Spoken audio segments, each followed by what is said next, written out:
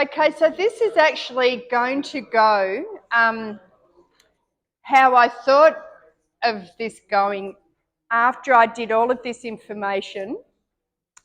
I thought, but actually, all of this information I'm saying, which is a bit, I could imagine I do, is just everything we know. This is a bit, a lot of this information is on motivation. I've put about the different types of motivation. I can send the PowerPoints through. But actually, part of me thought, but I could just whiz through all of this and go to actually the proven benefits of what motivates us. So this is just understanding motivation. It gives us a drive to begin. It helps us sustain our efforts. We all know that motivation can be one of the biggest keys. We might say the biggest. And so we speak here a bit about, so it gets us going, it has us overcoming obstacles so we can develop consistency. The mindset comes into that, and achieving goals improves our mindset. We become adaptable, so we have to have adaptability along the way. And we go into a positive feedback loop. This is more getting in the direction of what I want to reinforce. So when we achieve small milestones, this provides a sense of accomplishment and reinforces your motivation. Success breeds more motivation, creating a positive feedback loop that fuels ongoing progress. So this goes to what I was speaking about before of self-talk.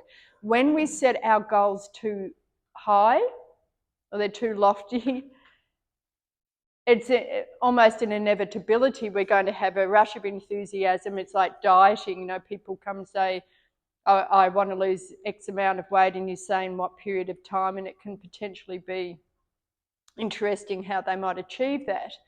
When I used to work with clients a lot, they'd come in, they haven't been to the gym for 10 years. I'd sit down and do the analysis with them and say, okay, how often are you looking at coming into the gym? 6 times a week, right? So you've gone, I wouldn't say this out loud, but you can say you've gone from none for 10 years to 6 times a week.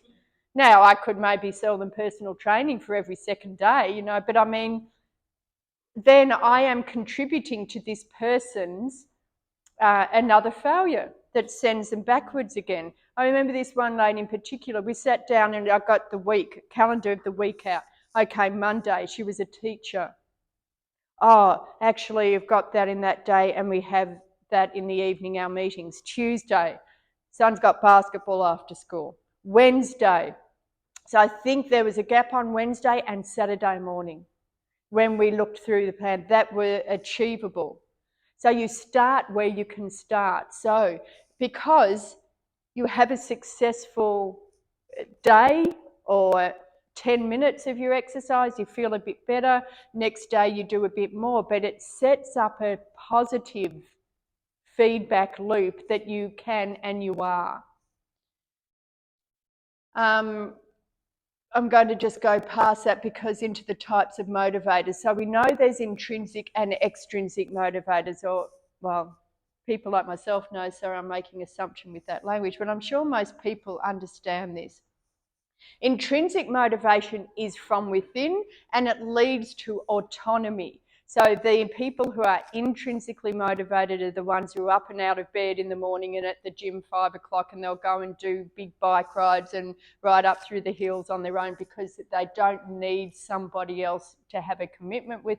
They're doing it for their own internal motivators. And so some self-mastery and some purpose comes in there. Extrinsic is, you know, it's an external motivation, and quite often a punishment reward kind of dynamic exists with that. So some examples here. So intrinsic, you are motivated to do the activity because it's internally rewarding. Your goal comes from within, and the outcome of your goals satisfy your basic psychological needs. So you are playing sport and exercising because you feel good. Or you're going to watch the football last night if you're a Collingwood supporter, and then you would have felt really good. Managed to slip that in.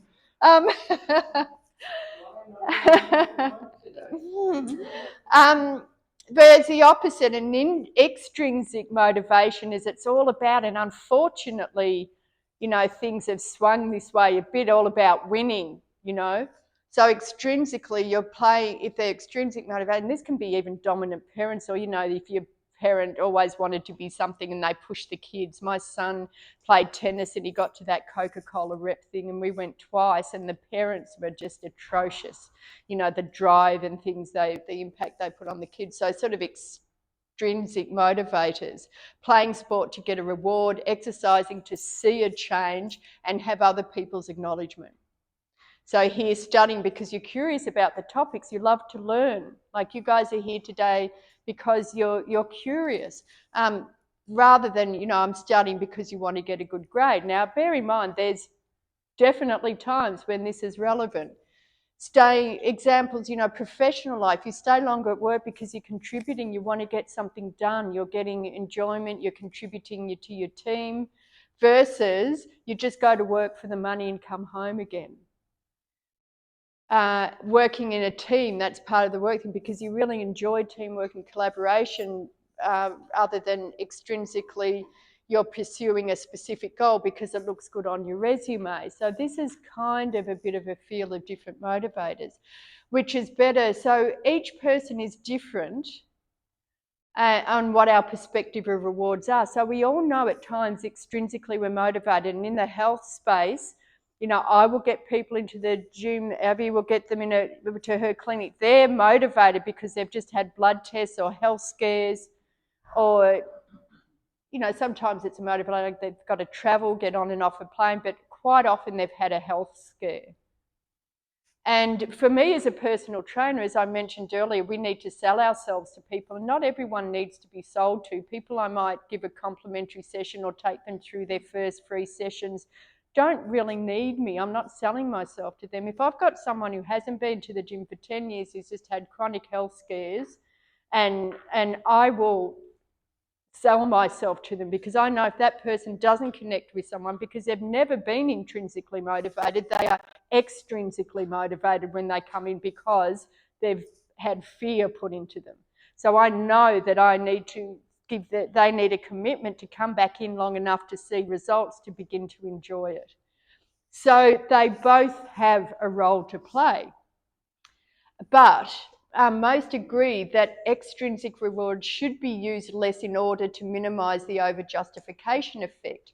And this refers to findings that offering excessive external rewards, like to kids, pets, for what is already an internally rewarding behaviour can lead to a reduction in intrinsic behaviour. If you're already always rewarding, it can neutralise the need to be intrinsically motivated. So this is not to say that extrinsic motivation always presents negative outcomes, but in fact it can be extremely beneficial in some situations, as I've mentioned. Those where someone needs to complete a task that they find unpleasant. Excessive rewards may be problematic, but when used appropriately, extrinsic motivating factors can be a useful tool. So when you need to embark, if this is a health journey you're embarking on, if this is why you're here and why you've become interested in this sort of thing, yes, there's going to be extrinsic motivators. And for a lot of people who have lost confidence in their physical body, how they look and feel. When I work with them, of course, a lot of it's self-confidence and self-esteem.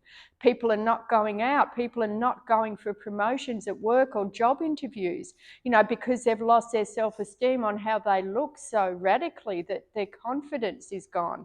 So that's a bit of an extrinsic motivator. I want to go for another job, or I want to be able to go to this function or on holidays and feel good about myself. There's a mixture there. But ideally, you find the right people to support you, the right professionals for your diet, the right motivator in the field I'm in, and we look at getting you doing something you actually love and can do and begin to enjoy, and begin to awaken the intrinsic motivators, because that's what's going to keep you going.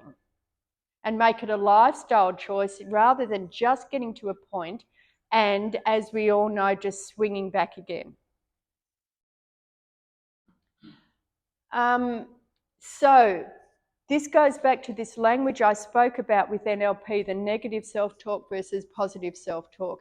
This is one of the most powerful forms of motivators that I've come across, and it's towards and away from.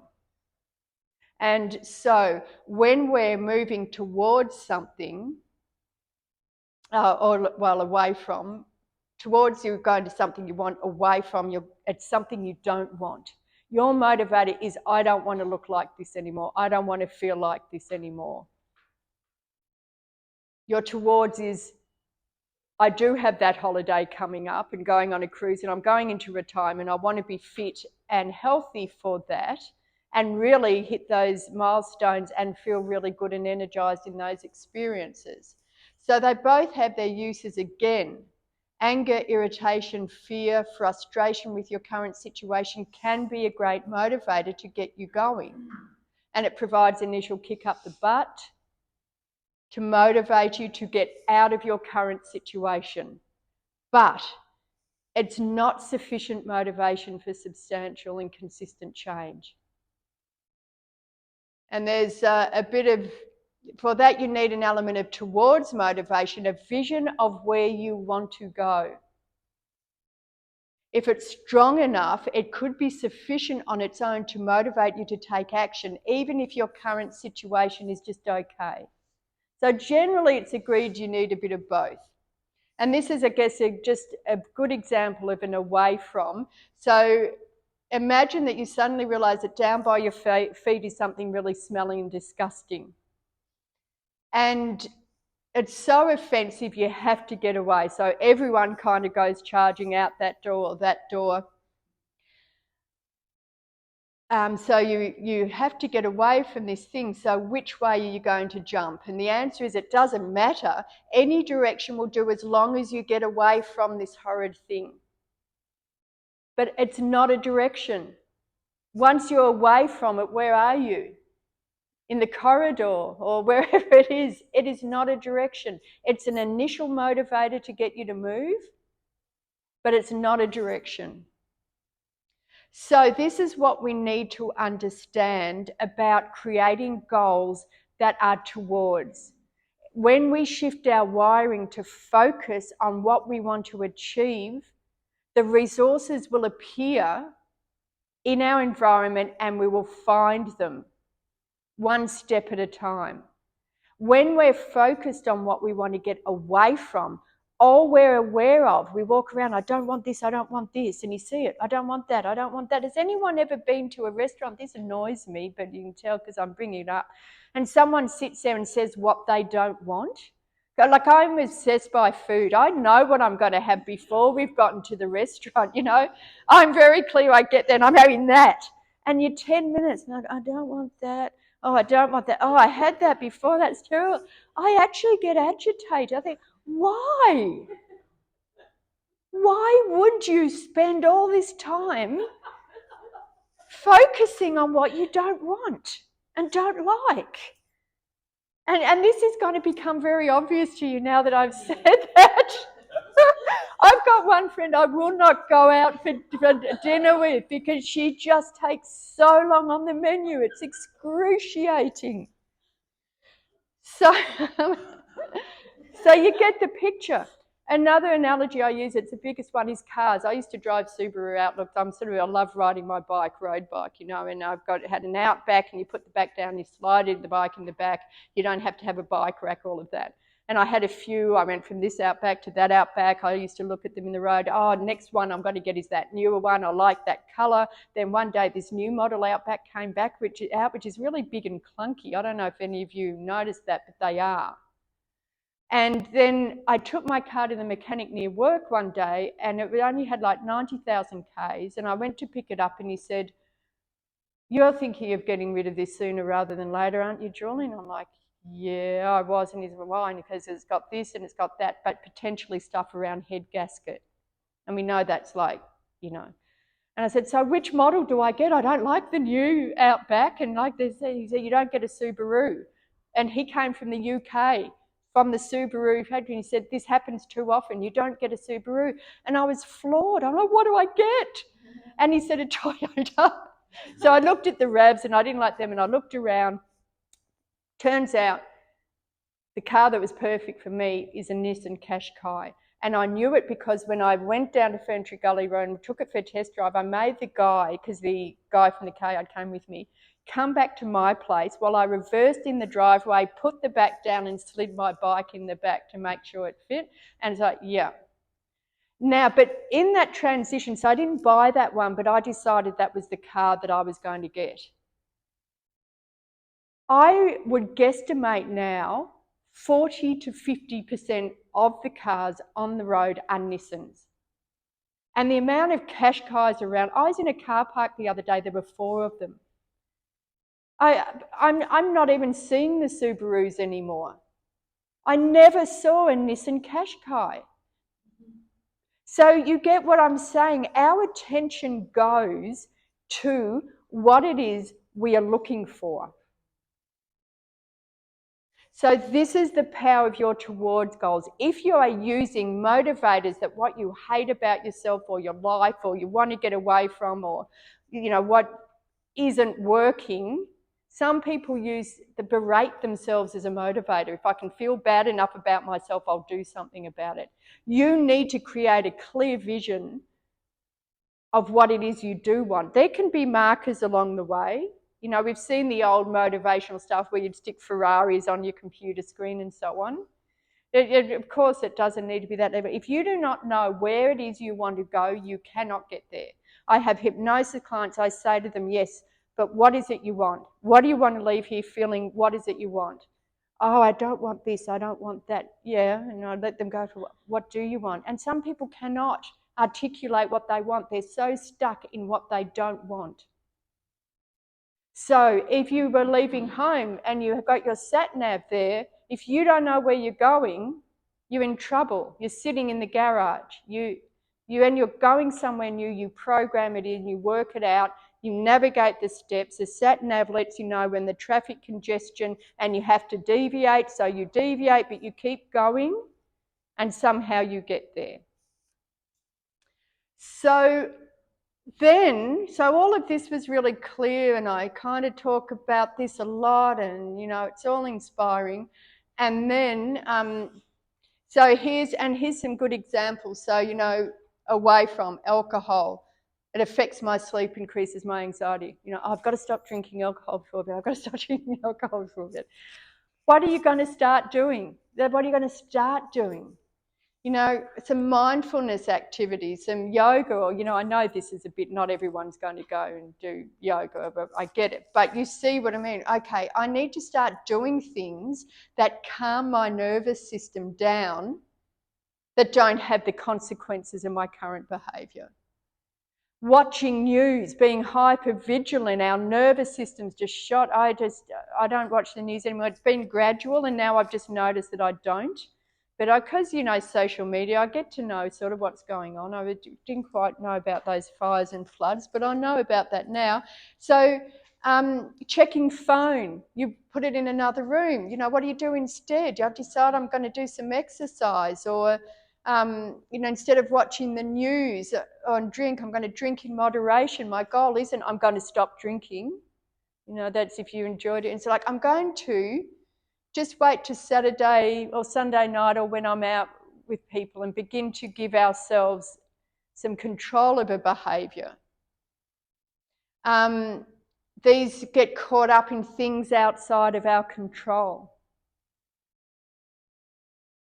Learning.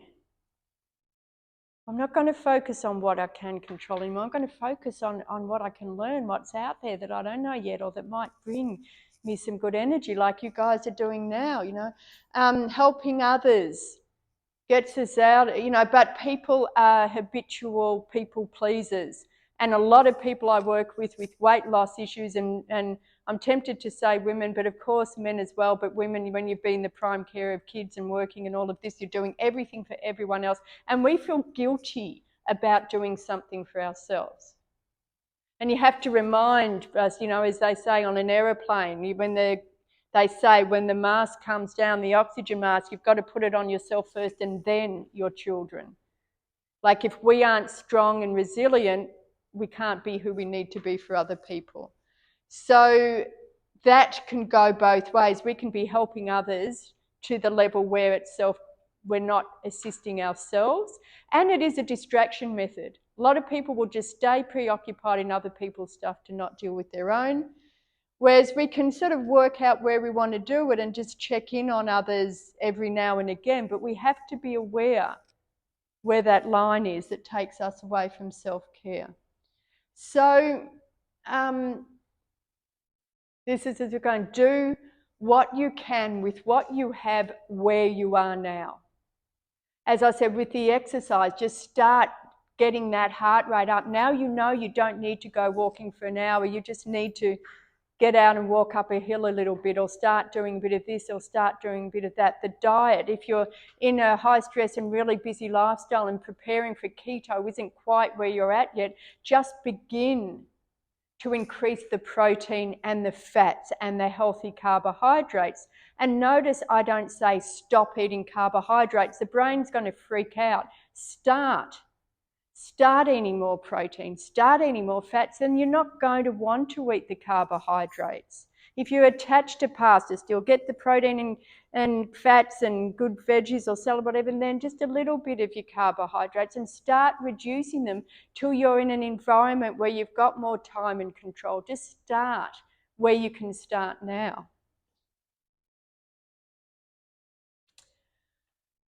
So that is my element of it and what I've been talking about for some time. And then, as I said, then this DeMartini stuff came in. And I've sent this through to you because there's one missing link here that I haven't spoken about, and I'll just do it quickly. I know time is getting on. Going back to motivation, the language people always use is shoulds. People who aren't getting something done, I should be doing this, I should be doing that. Now, in my NLP stuff, I say should you? I shift it to could. What could you be doing at the moment?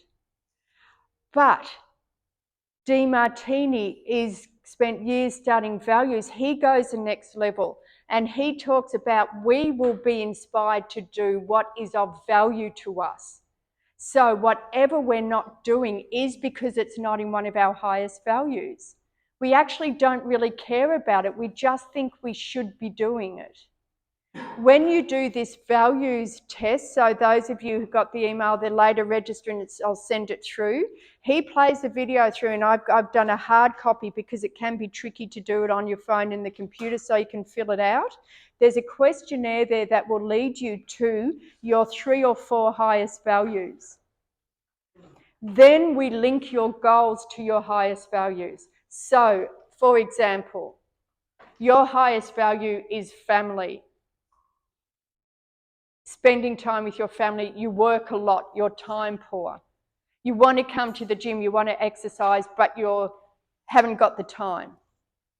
I would see that your family are your highest values, and I would be, what about coming to the gym or embarking on this health and fitness journey is going to allow you to spend more quality time with your family? And you are going to list that, and you are going to neutralize the negative effect that exercising is taking you away from your family, because you're going to begin to realize by you doing this thing 3 times a week now for half an hour, you are going to be so much better for your family, your children. You're leading by example. You're going to feel better about yourself. You're going to have more energy. You're not going to just come home and sit on the couch and eat a packet of twisties and, You get what I'm saying? When you know your 2 or 3 highest values, link what your goals are to them and ask yourself, how can me achieving this goal enhance this area of your life? And then you have just cleared your roadblocks. Julie, yes. Something that you do in your coaching? Yes. Yeah. And at my retreats, because my retreats go for 3 or 5 or 7 nights, we go through all of this on. So people leave the retreat just focused completely on what it is they want to do, instead of I don't want to go home and go back to this and go back to that. And on the final night, I do a group hypnosis of what they've decided they want to experience when they get back, and people just get back. And I get a lot of really good feedback of people who aren't drinking alcohol anymore. They're now doing this, they're now doing that, because you link it to your why and your how, and it all comes together. So that's kind of my parting message. If there's anything you are thinking you should be doing and you're not, it's because it's not in your values. If it's something your partner isn't doing that you think they should be doing, it's because they're not in their highest values. In a relationship, it can be good if you can both do that, because then when you understand, actually, that's not one of their values and that's not one of their values, you go until you find a value you share, and that's how you choose to spend time in what gives you both value. And you just let them, encourage them to, enhance their value system and do what they do well. They encourage you. But where's the point where there's a reference point here, and ideally there's, one or two, and you share value time together. So forget the shoulds. What could you do? Find your values, link your goals to your values, what gives you energy, and all the other argy-bargy just clears away. Seek out also people as you're doing who can assist you when you're in that sort of embryonic stage, when you're vulnerable. If you're starting and stopping is something that's a pattern, you need to get out of that and begin to make little bits of progress until you're in that positive feedback loop. So I'm sorry, thank you for